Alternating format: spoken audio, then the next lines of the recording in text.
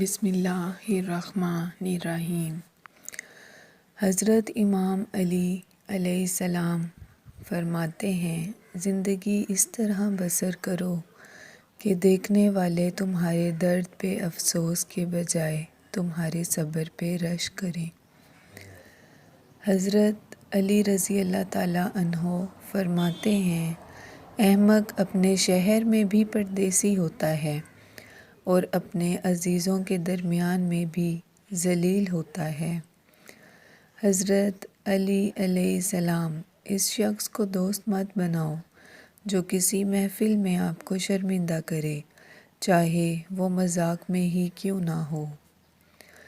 حضرت علی علیہ السلام نے فرمایا، میں تو تمہارے درمیان ایسا ہی ہوں جیسے تاریکی میں چراغ ہوتا ہے کہ اس کے پاس آنے والا روشنی پاتا ہے۔ سبحان اللہ۔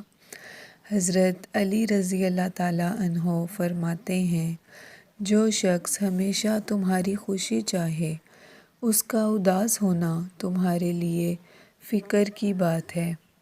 حضرت علی رضی اللہ تعالیٰ عنہ فرماتے ہیں، سب سے زیادہ خسارے میں وہ شخص ہے جو حق بات کہنے کی قدرت رکھتا ہو مگر پھر بھی حق نہ کہہ سکے۔